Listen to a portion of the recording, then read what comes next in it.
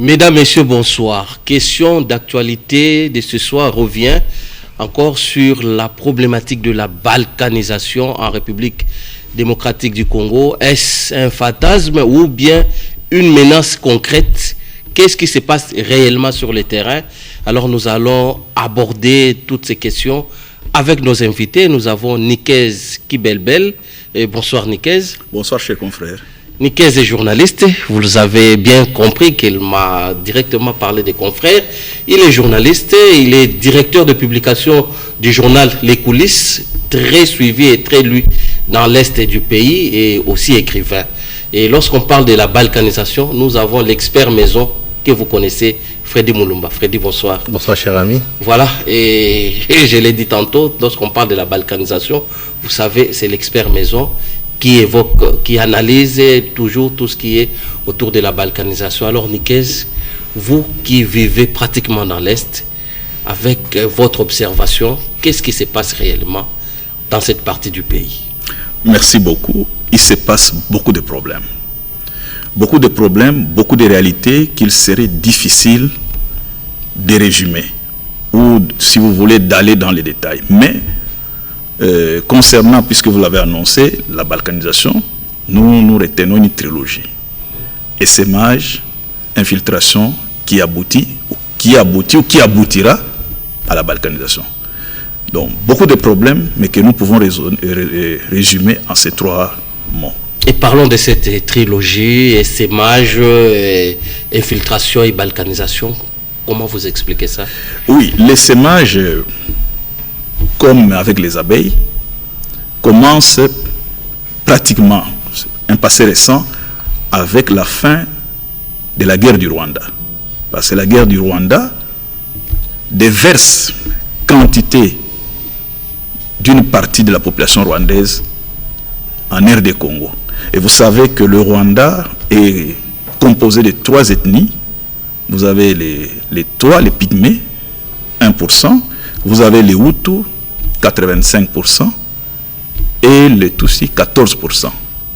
Alors, la guerre du Rwanda, moi je la compare à un étang ou à une piscine.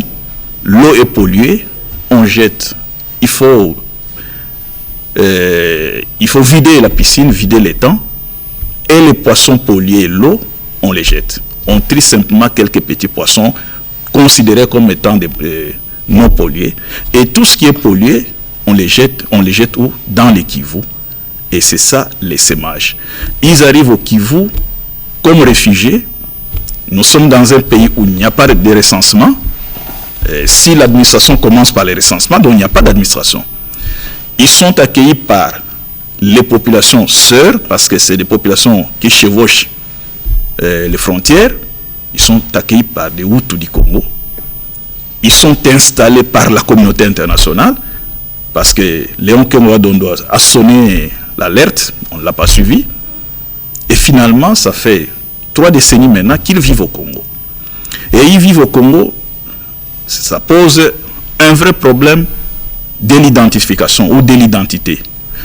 Parce qu'au Congo, ils sont des humains, ils ont des enfants, ils ont eu des enfants, entre eux d'abord, et avec les Congolais ou les Congolaises. Alors, quelle est l'identité de ces enfants nés il y a 25 ans, 26 ans?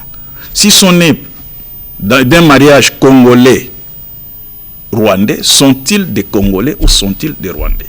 S'ils sont nés rwandais sur le sol congolais, sont-ils des Congolais, sont-ils des Rwandais? Alors, la démographie aidant, ils s'éparpillent, ils cherchent une terre d'asile, ils cherchent un endroit où ils peuvent se mouvoir calmement, j'ai dit, j'insiste, aidés par la communauté internationale, aidés par toute cette marmaille d'ONG qui pullule à l'Est. Parce qu'on les déplace, on les nourrit, et ils entrent dans la population, mais ils doivent survivre. Ils créent d'abord eux-mêmes, ils sont entrés avec armes et bagages, donc ils sont en même temps une force, qu'on appelle aujourd'hui proprement les FDLR.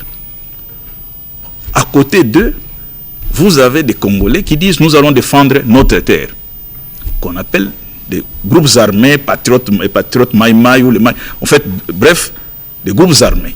Donc vous avez des groupes armés locaux et les groupes armés étrangers. Avec cet euphémisme, force négative et force, je ne sais pas s'il y a des forces positives, et ils sont là.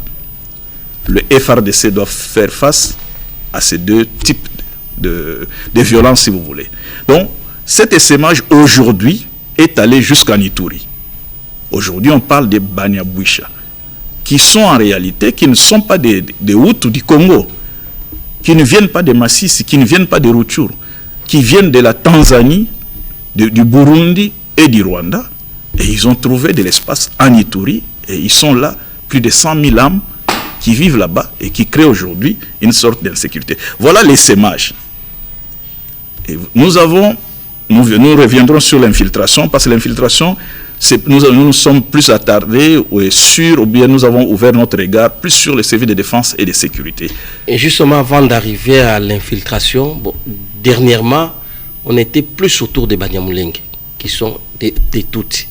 Et aujourd'hui, vous venez d'évoquer le cas des Banyamwisha, qui sont des Hutus. Ouais. Donc, les problèmes avec ceux qui viennent du Rwanda ne se trouvent pas seulement autour des Tutsis, mais aussi des Hutus. Oui, c'est une amalgame, même des Konzo. Les Konzo, si vous voulez, en termes simples, ce sont des Nandés de l'Ouganda. Ils sont aussi en Ituri. Au fait, ils trouvent un terrain fertile, ils viennent. Parce qu'il faut insister sur la démographie galopante. Il n'y a pas de contrôle de naissance.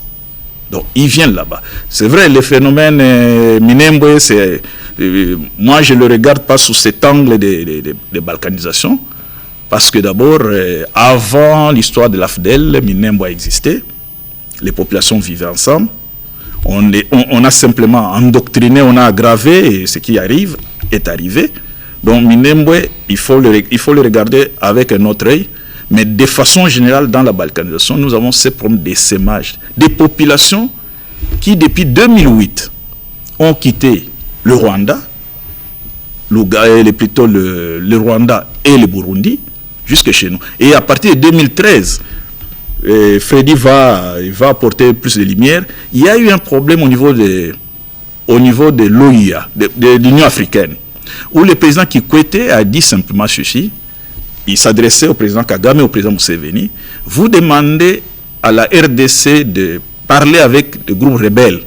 Mais si chacun de tous ces pays qui ont des groupes armés au Congo pouvait parler avec ses compatriotes, avec leurs compatriotes, on trouverait un terrain d'entente. Ce discours n'a pas plu au président rwandais. Quand il est retourné au Rwanda, il s'est attaqué au président Kikwete, qui finalement avait pris une résolution de chasser les Rwandais qui étaient en Tanzanie. Ils sont revenus au Rwanda. Il y a une partie qui est allée en Ouganda. Et là, on a tamisé. On a déversé les Hutus au Congo et on a trouvé des places pour les Tutsis au Rwanda. Donc voilà un peu.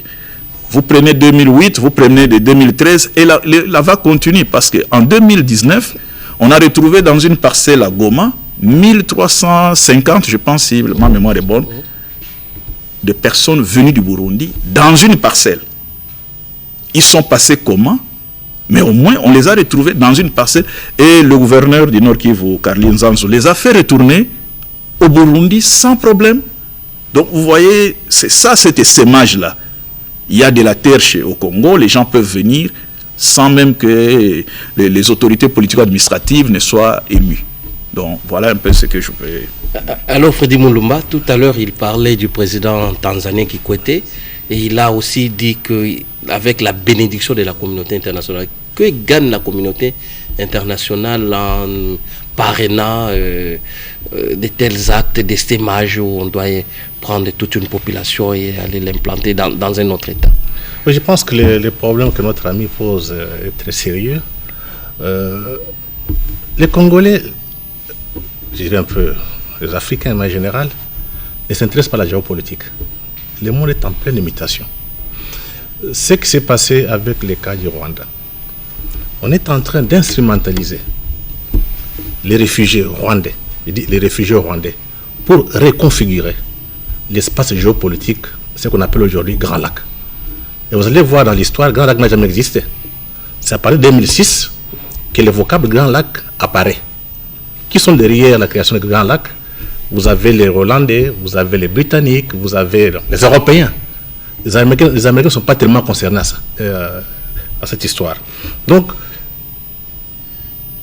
en voulant reconfigurer, créer ce que je n'ai pas appelé un espace géopolitique des Grands Lacs, il y a eu la guerre.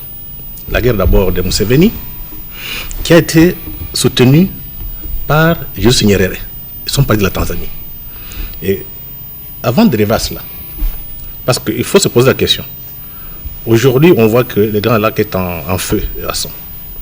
Parce que durant la période coloniale, au Rwanda, il y avait une royauté qui, à la fin de la période coloniale, il fallait maintenant chercher, donc, donner des indépendances aux pays africains en général. Mais au Rwanda, l'ancienne royauté, l'ancien royaume du Rwanda, travaille avec la colonisation. Vers la fin, ils se sont retournés contre la colonisation, contre les colonisateurs belges. Et on a monté ce qu'on appelle les Hutus pour les chasser en 1959. Ils sont partis éparpillés au Congo, en Ouganda, ils partaient en Tanzanie et au Burundi. Mais voilà les mêmes personnes qui ont été chassées avec la complicité de la colonisation belge. On va les récupérer pour reconfigurer maintenant la sous-région des Grands Lacs. Ça part de la Tanzanie avec Nyerere. On arme Museveni. Museveni recrute la plupart des réfugiés rwandais qui avaient perdu le pouvoir en 1959, quand on a chassé la royauté.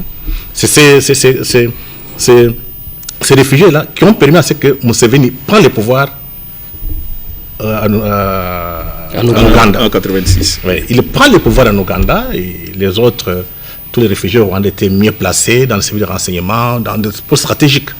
Mais la population ougandaise a commencé à faire du bruit. Museveni était obligé de se séparer. Mais on commence à se séparer, on les a aussi armés pour contre-attaquer le régime Hutu d'Abiyarimana. Ils ont pris le pouvoir à Kigali, des réfugiés. De Kigali maintenant, on prend encore les réfugiés qui étaient à Kinshasa, donc avec ça de Banyamulenge, on attaque Kinshasa. Donc tout ça c'est vrai, il y a quand même des ambitions de certains Rwandais sur le Congo, mais c'est beaucoup plus la vision de ceux qui dirigent un peu le monde, je dirais un peu les capitalistes, qui voulaient le configurer parce que n'oubliez pas que cette partie, donc du Katanga jusqu'à Ituri, c'est le coffre-fort du Congo. Comment contrôler? Il faut avoir des gens qu'on peut utiliser pour maîtriser. Voilà la question à laquelle nous nous trouvons aujourd'hui. Donc on ne peut pas résoudre cette question si on ne voit pas cette dimension géopolitique et qui sont les tireurs de ficelle. Parce que vous allez voir, il vient par des ONG ici. Et c'est là où ça devient intéressant de rappeler l'histoire. Avant qu'il y ait colonisation, on a envoyé des missionnaires pour mater, amadouer les gens, faire des conversions. C'est ainsi que la colonisation s'est implacée. Donc, les ONG jouent le même jeu que les églises, les missionnaires ont joué pour installer la colonisation en Afrique. Donc, ce qui se passe maintenant, il faut que les Congolais comprennent, en reconfigurant cet espace qu'on appelle Grand Lac, c'est pour les intérêts européens et des globalistes. Et vous irez à Kigali, les globalistes sont là. Et vous allez voir, ce sont eux qui financent les ONG. C'est eux qui financent des programmes d'aider les réfugiés. C'est eux qui sont toujours derrière. Donc il y a tout un plan, le plan de la bancarisation qui est déjà mis en place. Mais ce qui peut facilement les arrêter, c'est créer un rapport de force. D'abord, scientifique. Il faut normalement que les Congolais soient capables de faire des analyses sans parti pris pour expliquer aux hommes politiques qu'est-ce qui se passe réellement. Parce qu'ici, généralement, les gens sont dans les sentiments. Tu vois, faire de Banyamulenge, les gens ont fait des déclarations, ça va se mettre par là. Donc il faut que les scientifiques apportent une autre lecture des choses pour permettre à ceux qui sont au pouvoir de comprendre qu'est-ce qu'il faut prendre comme décision pour parvenir à résoudre la question. Parce que n'oubliez pas, cette reconfiguration, ça ne va pas profiter à l'Afrique. Ça va profiter à qui? Et nous sommes dans quel monde aujourd'hui? Donc ce sont des questions que les intellectuels et les politiques congolais, et africains en général, devraient quand même se poser. Alors je vais ajouter un mot. Freddy est parti de la Tanzanie. Moi, je fais une lecture inverse qui rejoint la sienne. vous partez de l'Égypte. Parce que dans les années 1880 quelques, il y avait une confrontation géopolitique, géostratégique entre la France et l'Angleterre. Ça s'est passé au Soudan. Les Anglais ont gagné, donc les Britanniques, les Français se sont retirés, ils sont répartis sur Djibouti. Mais les Britanniques ont gagné avec l'Égypte. Là, vous avez le barrage du Nil, les eaux du Nil plutôt, qui interviennent. Avec la fin de la perestroïka, avec la chute du mur de Berlin, les anglo-saxons ont voulu effectivement redessiner la carte. Mais redessiner la carte en tenant compte des richesses, il l'a dit. Ils sont partis de l'Éthiopie. L'Éthiopie et l'Érythrée, c'était un même pays. On les a séparés, ils sont devenus des frères ennemis. De l'Éthiopie, ils sont descendus en Somalie. Et là, les Américains ont eu un échec imparable parce qu'on a vu comment on a traîné des corps de militaires américains dans la rue, des PC pratiquement. Ils ont presque abandonné la Somalie dans l'état où ils se trouvent aujourd'hui, avec autant de micro-États, et ils ont tenté le Soudan. Le Soudan, c'est le pétrole. Lui parle de la banque depuis le Katanga jusqu'à Nituri, mais allons de l'autre côté aussi, vous prenez le pétrole du Soudan, vous descendez, et les Américains, c'est les oilmen. Les Américains, ils lisent mieux la Bible que nous. Quand vous lisez la Bible, vous trouvez que l'arche de Noé a été construite avec du bitume. Le bitume, c'est le pétrole. Le panier de Moïse a été construit avec du bitume pour que l'eau n'entre pas. Et les Américains ayant maîtrisé la Bible, ils jurent, le président prête serment sur la Bible, les dieux des armées, ils font la guerre pour contrôler toutes ces richesses. Et donc, ils arrivent au Soudan, ils ne réussissent pas au Soudan, ils utilisent le Rwanda, donc Museveni compris, pour déstabiliser totalement le Congo. Donc leur objectif n'était pas le Rwanda. Le Rwanda n'était qu'une passerelle pour arriver au Congo. Et donc nous sommes à ce niveau-là. Ils ont créé des mécanismes pour que l'insécurité puisse perdurer. Mécanismes avec des ONG, mécanismes avec des aides de toutes sortes, mécanismes avec même des Congolais qui soutiennent. Et nous vivons dans un désordre imparable, incroyable, où on ne sait pas qui fait quoi, qui dit quoi. Nous sommes dans un concert de casseroles et les Congolais ne comprennent pas. Nous comptons les morts. Et justement, revenons à cette superposition identitaire des Banambouisha, tel que vous l'avez dit. Et sur place, vous qui êtes là, qu'est-ce que le Congolais est en train de connaître comme souffrance, comme réalité, avant qu'on évolue un peu plus tard? Il faut qu'on dise quand même qu'est-ce que les Congolais vivent. Peut-être les autres les voient de loin, et vous qui les vivez tous les jours. Bon, il faut dire, je ne sais pas, ces gens sont partis, moi-même j'ai mené des enquêtes, ils ont des petits laissés-passer, des petits ordres de mission signés par des chefs coutumiers, à la recherche du pâturage, à la recherche des terres. C'est comme ça. Feuille de route, ordre de mission, à la recherche des terres.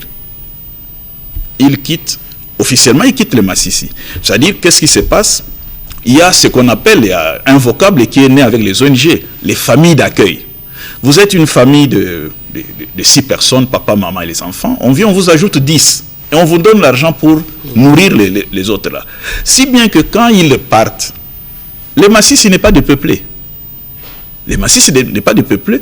Lorsque le moment de partir arrive, ils quittent tout bonnement le Massissi, ils vont à Nituri. Mais ils arrivent à Nituri, et c'est là, Freddy l'a dit, le silence des Ituriens. Ces gens sont arrivés à Nituri depuis 2008-2009. Ils ont acheté, certains disent, ils ont loué des terres. Ils font des champs. Ils nourrissent Bounia des bonnes pommes de terre, donc fraîches là, et les gens sont contents. Mais les conséquences, puisque vous posez des questions, on ne les contrôle pas. On ne contrôle pas les naissances. Ils ont leurs églises à eux, ils ne prient pas chez les catholiques. Alors, donc les conséquences, c'est que dans peu de temps, si on n'a pas encore commencé, il y aura des affrontements. Parce que l'Ituri, déjà c'est une poudrière avec Codeco, avec FPI, tout ça, ainsi de suite. Donc nous devons nous attendre à une implosion de la violence incontrôlée. Mais le vrai problème, qui en Ituri en parle? Mais vous avez dernièrement publié ces livres, Balkanisation de la RDC, mythe et réalité. C'est une publication récente de 2020. Oui. Et là-dedans, vous présentez Sun City comme les débuts du malheur pour le Congo, l'origine de tous les malheurs. On se retrouve à Sun City pour essayer de dialoguer et de trouver une solution. Et pourquoi ça devait être présenté comme l'origine de tous les malheurs? Sun City, c'est la boîte de Pandore. La communauté internationale a fait croire aux Congolais que si vous allez à Sun City, vous avez la solution à tous vos problèmes. Et qui va gérer Sun City? Massire était le président Massire était président de la commission du génocide à l'Union africaine. Donc il avait dans sa conscience tous les fardeaux, toutes les frustrations du génocide rwandais. C'est lui qui va gérer Sun City. Mais lorsqu'on arrive à Sun City, les rebelles mettent la barre très haute. Ils disent tous les postes sont négociables, même le poste de Joseph Kabila. Donc nous arrivons à Sun City, il n'y a pas de président en RDC, nous devons négocier. Alors, ils ont mis pratiquement comme des boxeurs, ils ont mis Kinshasa, le gouvernement, au pied du mur. Parce que le gouvernement a commencé à négocier le poste de Joseph Kabila. Et il a fait des concessions. Kinshasa qui est parti avec l'opposition a adhéré pratiquement au discours des rebelles. Du côté armé, parce que prenons ces cas-là, du côté armé, je peux vous le dire, le seul militaire formé qui discutait, c'était le colonel Didier Toumba aujourd'hui, et notre chef d'état-major général qui est maintenant à la retraite. En face de lui, il avait le Thomas Louaka, aujourd'hui ministre, pour le compte du MLC, et d'autres civils. Alors, donc lui, il parlait technique, il parlait défense. Les autres parlaient politique. Parce qu'il disait, Bemba doit arriver à Kinshasa avec 2 bataillons. Roubaix doit arriver à Kinshasa avec 2 bataillons. Ainsi de suite. Donc l'intention n'était pas de former les services de défense et de sécurité professionnels, mais c'était comment faire entrer les politiques ou les politiciens, les anciens rebelles à Kinshasa.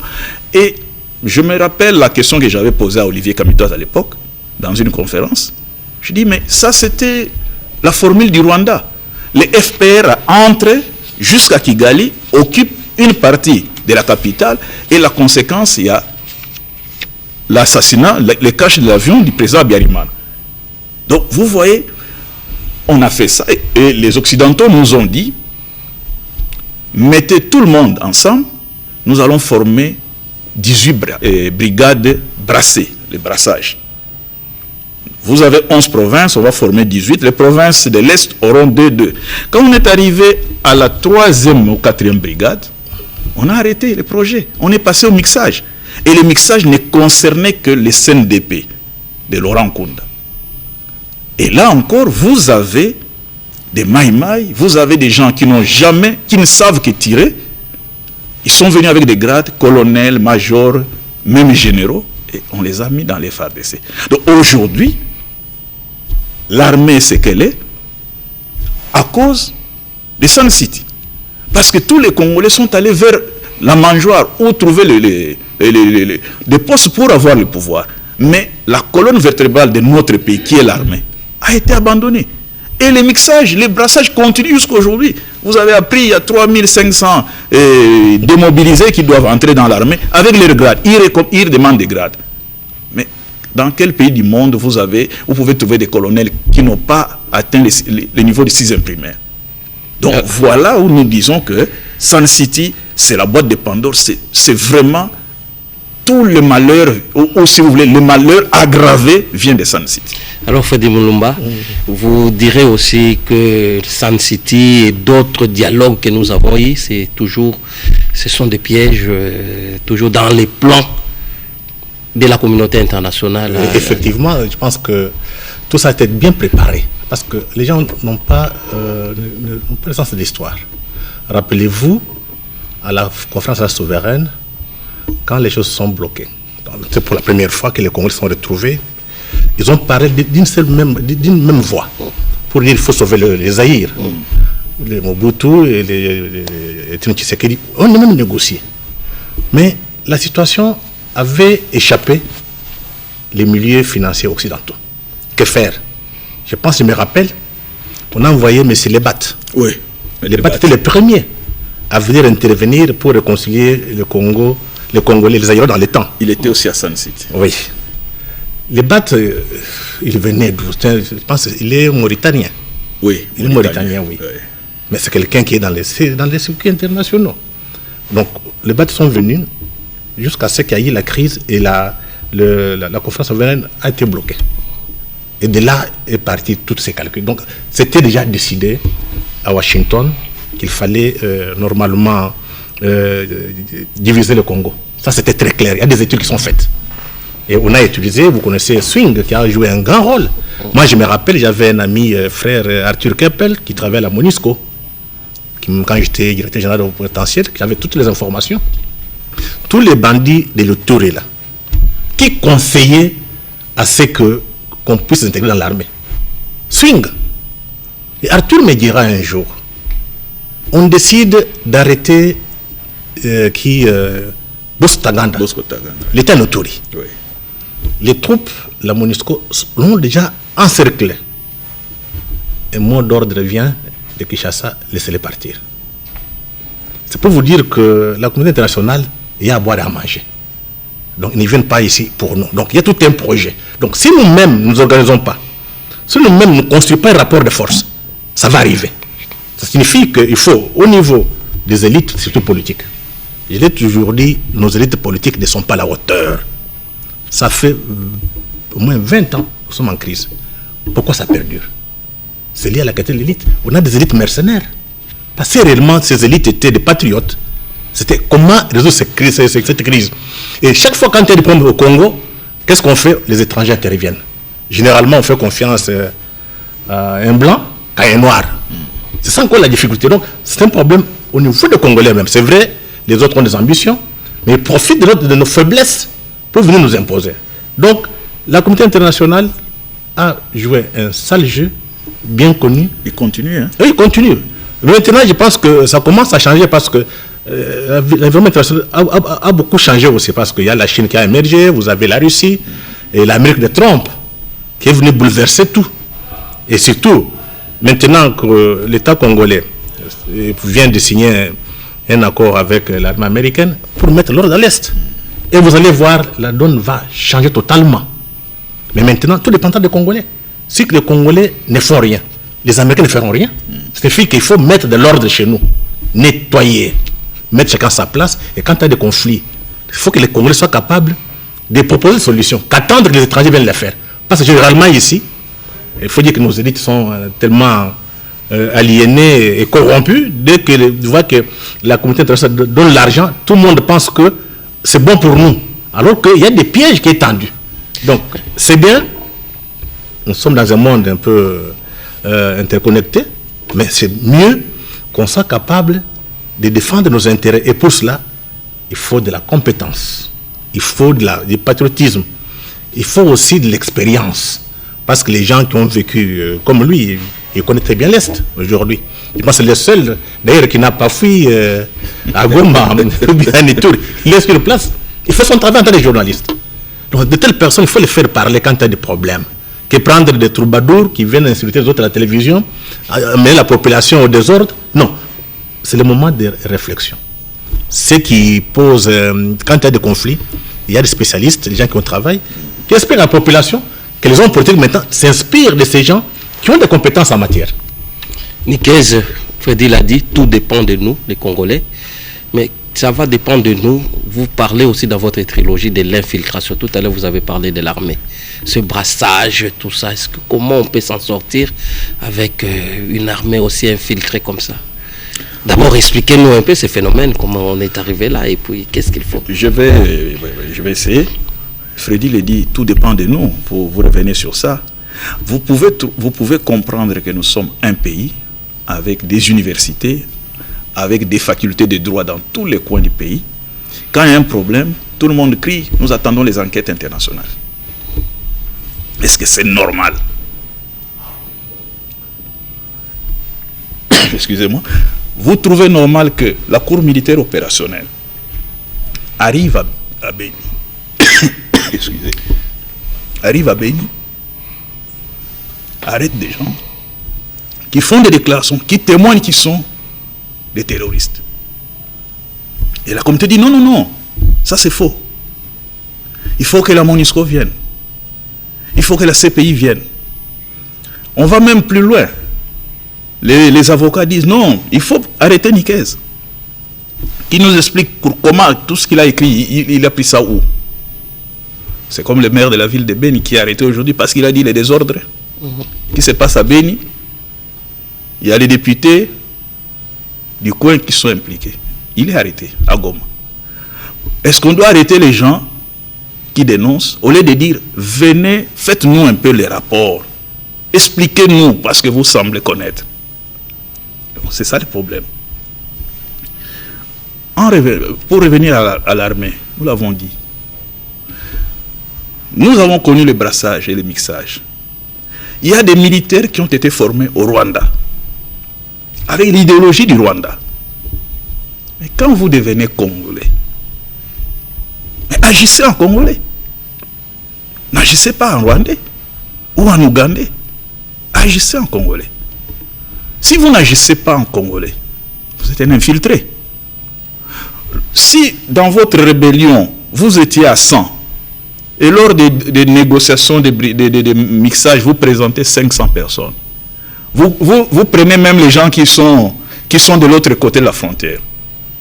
Vous en faites des Congolais. Et c'est ça l'infiltration. Lorsque la communauté internationale, les experts des Nations Unies et de la communauté internationale, les chercheurs indépendants comme ils le disent, produisent des rapports sur des officiers. Vous savez, un rapport, on écrit dans sa chambre, dans son bureau, on ne confronte pas les gens qui sont cités. Donc un rapport, en réalité, n'est pas démocratique. Parce que nous, la presse, lorsque nous écrivons, lorsque nous publions, nous laissons un espace qu'on appelle droit de réponse. Les rapports des Nations Unies, des experts des Nations Unies, des groupes d'études sur les Congo, des Bridgewater Foundation, qui sont des universités américaines. Le groupe d'études sur le Congo est financé par l'université de New York. Bridgewater Foundation est financé par l'université de Californie. Des rapports sur des officiers qui n'ont pas écouté. Mais nous tous, nous applaudissons. Allez, il faut des sanctions, il faut des sanctions. Vous avez déjà vu un officier de renseignement sous sanction? Ce qui se passe en Afrique, les Grands Lacs, même si Freddy n'est pas d'accord aujourd'hui, mais il y a la même mise d'Israël. Vous savez comment les services secrets éliminent des gens. Vous avez vu comment Trump a réagi contre la CPI parce qu'on voulait poursuivre des militaires américains. Alors nous exposons les nôtres. Je ne dis pas que les militaires sont des saints, ils sont corrects. Si nous redynamisons la justice militaire pour les militaires et la justice civile pour les autres, celui qui a fauté, on l'arrête. Mais si nous disons chez nous, il n'y a pas de justice, alors que nous avons des magistrats, nous avons des procureurs, il n'y a pas, et même des procureurs qui demandent la justice internationale, il n'y a pas de justice. Nous laissons les pays entre les mains de la communauté internationale qui peut pointer quelqu'un, pas parce qu'il a fauté, mais parce qu'il dénonce ce qu'ils font, et le nom est sur une liste. Donc, il faut revenir à la conscience nationale. Nous devons nous décomplexer. Il n'est pas normal d'appeler la communauté internationale à tout moment. Si le président Tshisekedi fait des consultations, certains disent, mais c'est pas bon parce que, est-ce qu'il y a des blancs là-bas? Freddy l'a dit ici. Qui va venir de New York, de Bruxelles, de Paris? Si il le fait seul, on dit non, non, non. Ça ne nous engage pas. Donc, nous devons nous décomplexer. L'infiltration, elle est partout. Elle est partout. Nous-mêmes d'abord, nous avons ouvert le pays à l'infiltration. Les ONG, est-ce qu'un journaliste comme nous là, pour acheter un ordinateur, nous devons recevoir un don de l'Occident? Est-ce que la société civile, pour construire son petit bureau de 2 pièces, doit être financé par la MONUSCO ou bien par l'Occident. Et lorsque vous avez reçu ces financements, vous travaillez pour qui? Donc voilà, l'infiltration est à tous les niveaux, pas seulement dans l'armée, tous les niveaux. Voilà, nous atterrissons, nous allons lentement et sûrement vers la fin de l'émission. Alors face à tout ce que vous avez présenté comme réalité de l'Est, quelle est la solution? La solution, c'est d'abord les Congolais. La prise de conscience. Nous sommes longtemps courbés, nous devons dresser le front. La solution, je me rappelle la chanson de Taboulé. Congo à venir, vous les balancez régulièrement ici. Mais cette chanson a des paroles de fierté du Congolais. Nous devons d'abord nous sentir Congolais, unis, et nous battre pour une même nation. Donc c'est à tous les niveaux. Malheureusement, chez nous, il y a ceux qui viennent critiquer les autres. Tout le monde critique l'armée. Mais l'armée est l'émanation de notre peuple. Donc, la solution, c'est d'abord la prise de conscience. Savoir notre rôle. Quel est le rôle du Congo? Au Congo, en Afrique centrale, qui aujourd'hui, de plus en plus, la CAC se bat pour revenir sur le terme Afrique centrale, mais l'Afrique de l'Est plutôt nous amène dans les Grands Lacs. C'est-à-dire qu'on veut effacer, alors que Fanon disait, le Congo, la gâchette du revolver, c'est le Congo. Donc, la prise de conscience, il n'y a pas autre chose. Parce qu'on peut tout donner s'il n'y a pas l'amour, le patriotisme, l'amour du pays. S'il n'y en a pas, l'amour de soi-même. Parce que si moi-même je ne m'aime pas, comment je peux aimer l'autre? Donc, le Congolais doit s'aimer. Le Congolais doit aimer le Congo. Et vous verrez que les choses vont marcher. Alors, Freddy, de votre part? Oui, moi je pense que le Congo c'est une puissance. On a tous les atouts d'une puissance aujourd'hui. Mais ceux qui habitent n'ont aucune vision. Donc il faut reconstruire une vision de grandeur. Je dirais comme Mobutu, quand dans le temps du Zaïre, oui. Je me rappelle, j'étais au Cameroun, on était avec le professeur Bioya. Il y a eu un militaire, un colonel camerounais, qui nous racontait quand Mobutu avait acheté les maquisards, Sokisa ou bien maquisards, des avions. Sokisa, oui. Donc ce qui était l'Europe, c'est passé par Douala. Ça faisait beaucoup de bruit. Donc c'est descendu vers l'aéroport de Douala au Cameroun. Et les gens posent la question, c'est quoi ça? Ce sont les avions du Zaïre. Vous voyez, cet esprit de grandeur-là, ça manque. Et pour cela, il faut que l'élite ait ce qu'on appelle la volonté de puissance. Nous avons des élites qui se contentent du peu. Des élites de mercenaires. Donc il faut rêver grand, mais pas grand pour manger, dormir. C'est pour donner à ces pays sa place au sein du Congo, de l'Afrique. Parce que je dis, tous ces petits conflits, Rwanda, Ouganda, ça va disparaître.